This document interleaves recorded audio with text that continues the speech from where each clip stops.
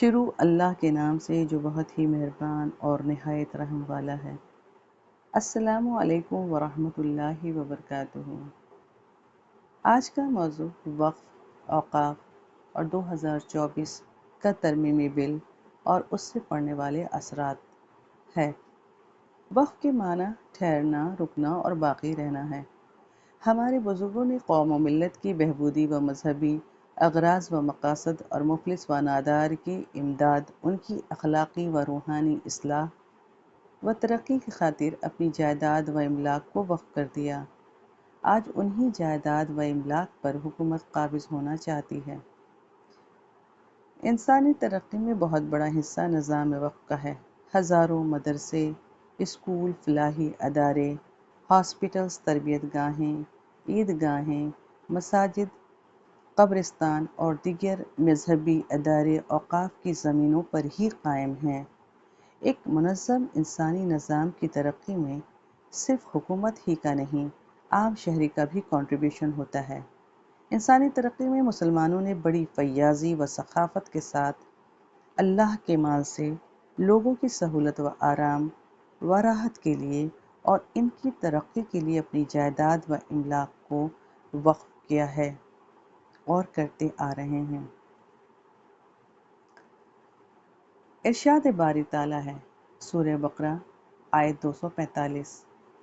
کوئی ہے کہ خدا کو قرض حسنہ دے کہ وہ اس کے بدلے اس کو کئی حصے زیادہ دے گا، اور خدا ہی روزی کو تنگ کرتا ہے اور وہی اسے کشادہ کرتا ہے، اور تم اس کی طرف ہی لوٹ کر جاؤ گے۔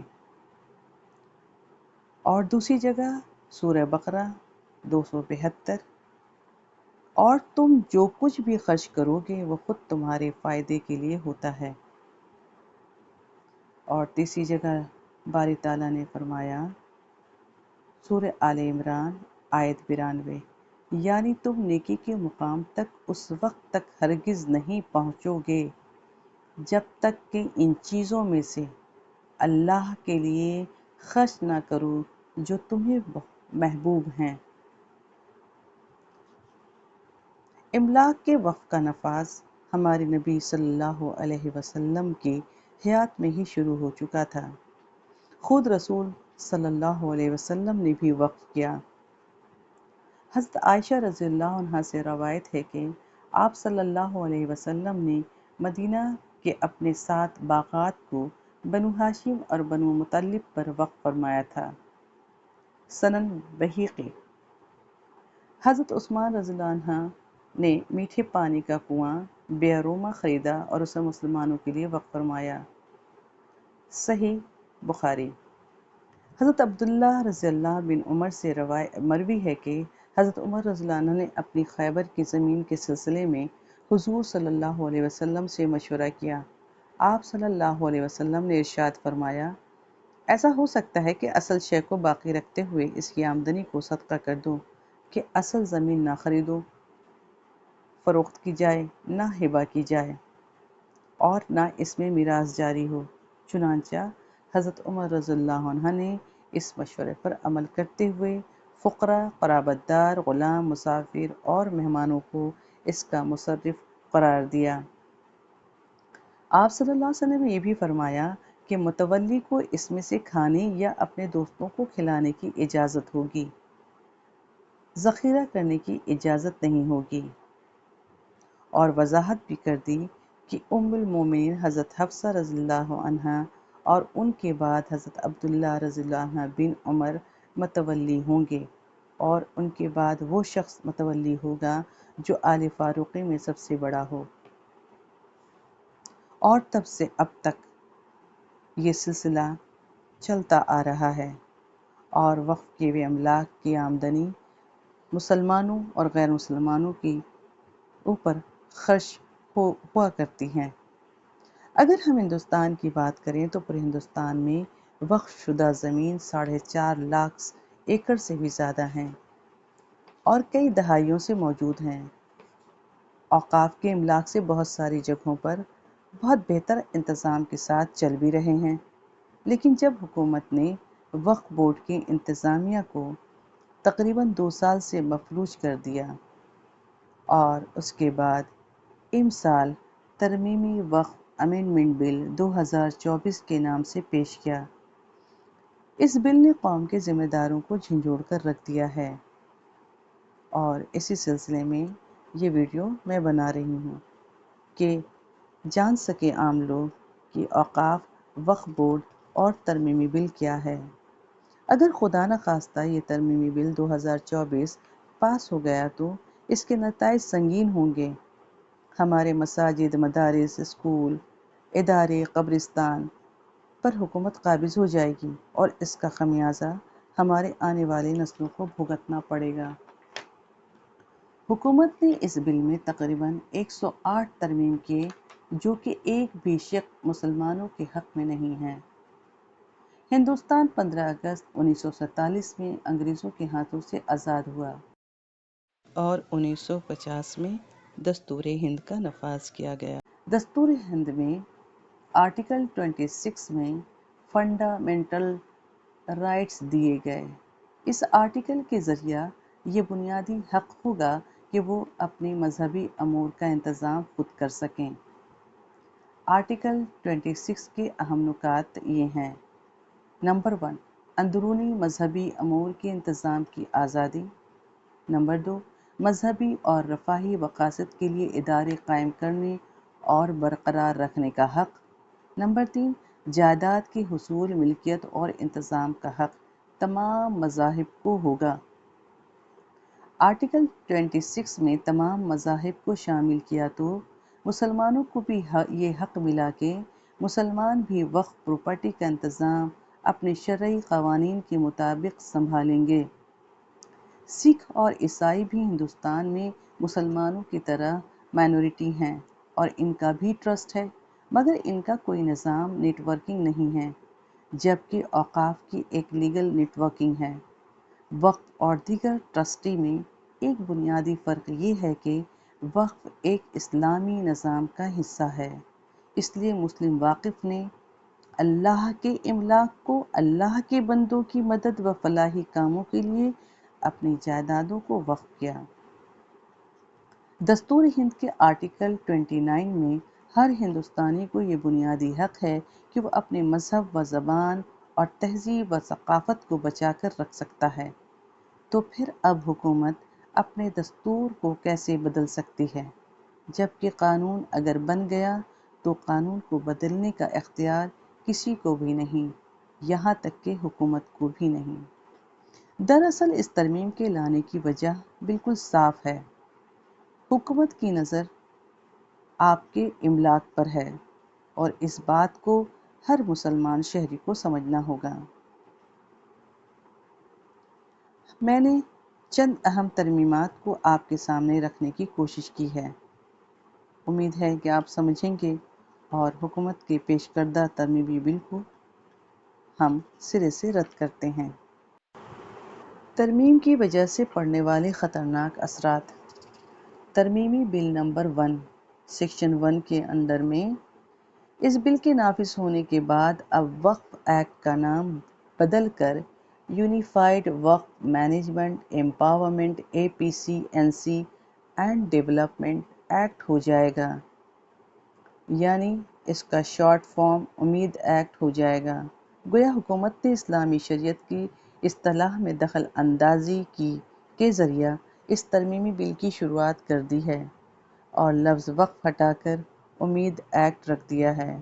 اب ذرا غور کریں، وقف کا معنی ٹھہرنا، رکنا، باقی رہنا ہے، یعنی واقف اپنی املاک و جائیداد اللہ کے نام پر بطور عبادت وقف کرتا ہے۔ اس کی ملکیت تا قیامت اللہ ہی کی رہے گی، اور اس میں کوئی رد و بدل نہیں کر سکتا، یہاں تک کہ خود وقف کرنے والا واقف بھی نہیں، تو حکومت کیسے بدل سکتی؟ ترمیمی بل نمبر 4 میں حکومت نے وقف بورڈ کے چیف ایگزیکٹو آفیسر اور سروے کمشنر کے دائرہ اختیار کو ختم کر کے کلکٹر کے ماتحت کر دیا، جبکہ CEO اور سروے کمشنر مسلم ہونا ضروری ہے، اور کلکٹر کا مسلمان ہونا لازمی نہیں، لہٰذا ایک غیر مسلم حکومتی آفیسر کو مسلمان کی عبادتی املاک پر لا بیٹھا دیا، اسی طرح سے وقف کے سروے کمشنر کے اختیارات کو امینڈمنٹ نمبر 9، 21، 22 اور 29 میں کلکٹر کو سونپ دیا گیا ہے۔ کلکٹر دراصل اسٹیٹ گورنمنٹ اور سینٹرل گورنمنٹ کا ماتحت ہوتا ہے اور یہ IAS کا ممبر ہے، یعنی انڈین ایڈمنسٹریٹو سروس، اور انڈین ایڈمنسٹریٹو سروس گورنر کی home ministry service government of India سے ہے۔ CEO چیف ایگزیکٹو آفیسر وقف بورڈ کا مسلم قانون کے ماہر کو باہر نکالنے کی حکومت کی یہ تجویز ہے اور وقف بورڈ کو کلکٹر کے حوالے کر دینے کی پالیسی، تاکہ حکومت اپنے کارندے کو بیٹھا سکے۔ وقف بورڈ پر ترمیمی بل 2024 کے ترمیم نمبر 10 میں حکومت نے واقف کے لیے یہ شرط لگائی کہ 5 سال تک واقف پابند مذہب نہ رہا تو اس کے وقف کردہ املاک کو وقف نہیں مانا جائے گا۔ یہ کافی مضحکہ خیز بات ہے کہ ایک مسلمان جو مسلمان ہے مگر وہ اسلام کی پریکٹس میں نہیں ہے، وہ نماز پڑھنے مسجد گیا کہ نہیں، تہجد کا اہتمام کیا کہ نہیں، آپ 5 سال تک اس کی عبادت پریکٹس کی ہسٹری نکالیں گے؟ یہ ممکن ہی نہیں۔ اگر ممکن ہو بھی تو آپ کو ہماری اذانوں اور نمازوں سے ہی بہت مسئلے ہیں، پھر وقف کرنے کے لیے آپ پریکٹس مسلم کی شرط کیوں لگا رہے ہیں؟ اس سے حکومت کی دوہری پالیسی جھلکتی ہے۔ اس سے ظاہر ہے کہ آپ مسلمانوں کے اوقاف پر قبضہ جمانا چاہتے ہیں۔ بہت سارے ایسے مسلمان ہیں جو اسلام پریکٹس نہیں کرتے مگر اپنے املاک کو وقف کیا ہے، وہ آپ کا کیسے ہو جائے گا؟ اسی میں ایک اور شک ہے کہ کوئی نو مسلم ہے اور وہ دین کا مکمل پابند بھی ہے، اس نے کوئی زمین وقف کی اور اسلام قبول کرنے کے 4 سال بعد یا اسی درمیان اس کا انتقال ہو جاتا ہے۔ اب حکومت اس ترمیم کے تحت اس کی جائیداد کو وقف نہیں مانے گی۔ آیا کیا گورنمنٹ کسی کے موت پر بھی پابندی لگائے گی کہ 5 سال پورا کر کے ہی مرنا ہے؟ ایسی تمام صورتحال میں قانون کے ذریعہ کیے گئے وقف کو غیر مؤثر قرار دینا شریعت میں مداخلت ہے۔ ہم اس مداخلت کو ریجیکٹ کرتے ہیں۔ ترمیم نمبر 11-12 میں وقف بائی یوزر اور وقف علی الاولاد کو وقف کی پراپرٹی ماننے سے انکار کر دیا، جبکہ 1995 کے ایکٹ میں مسلم پراپرٹی تسلیم کر لیا گیا تھا کیونکہ یہ املاک خالص مسلمانوں کے ہیں۔ چلیے مان لیتے ہیں کہ بطور وقف املاک کا اندراج نہیں ہوا، جبکہ مسلمانوں نے ان جائیداد کی سپردگی بطور وقف ہی کیا تھا، لہٰذا اصل ملکیت تو مسلمانوں کا ہی ہوا۔ حکومت کا اس سے کوئی سروکار نہیں ہونا چاہیے تھا۔ اس کے برعکس حکومت کسی دوسرے مذہب اور دھرم کے وقف کے معاملے میں اس قسم کا کوئی بھی قانون لاگو نہیں کرتی تو پھر ہندوستانی مسلمانوں کے ساتھ حکومت کی اس قسم کا ایک طرفہ سلوک سمجھ سے باہر ہے۔ اس سے بھی حکومت کا دل نہیں بھرا تو ترمیم نمبر 15 میں عجیب و غریب ایک شوشہ چھوڑ دیا کہ ترمیم بل 2024 کے نفاذ کے بعد اگر 6 ماہ کے اندر اندر اوقاف کے تمام پراپرٹی کو نئے بل کے تحت از سر نو رجسٹریشن کرانا ہوگا۔ اگر یہ 6 ماہ کی مدت گزر جائے اور تمام املاک کا اندراج نہ ہو پائے تو جن املاک و پراپرٹی کے اندراج نہ ہو سکا ان کے متعلق وقف بورڈ کو کسی بھی قسم کے دعویٰ کرنے کا حق حاصل نہیں ہوگا، جبکہ ہم جانتے ہیں کہ کوئی بھی کام حکومت سے کروانے جاؤ تو ایک طویل وقت لیتی ہے۔ آیا کہ اوقاف کی پراپرٹی جو لاکھوں میں ہے، کیسے ممکن ہے کہ 6 مہینے میں ان سب کا اندراج یا رجسٹریشن کرایا جا سکے؟ ترمیمی بل 2024 کا ترمیم نمبر 48 جن جائیداد کا رجسٹریشن بورڈ کے پاس موجود ہے، اگرچہ ان میں سے بعض قدیم پراپرٹیز کا وقف نامہ یعنی کہ ڈیڈ موجود نہیں، جس کے متعلق 1995 کے ایکٹ میں سیکشن 36 کے سب سیکشن 4 کو ختم کر کے ان پراپرٹیز کو حکومت ہضم کرنے کا بہانہ تلاش کر رہی ہے، جبکہ دیگر کسی اور مذہبی قوانین کو حکومت چھیڑتی نہیں، کیونکہ دستور ہند سے تمام مذاہب کو فنڈامنٹل رائٹس ملے ہیں۔ پھر گورنمنٹ کو مسلمانوں کے اوقاف پر قانون سازی کی ضرورت کیوں پڑی؟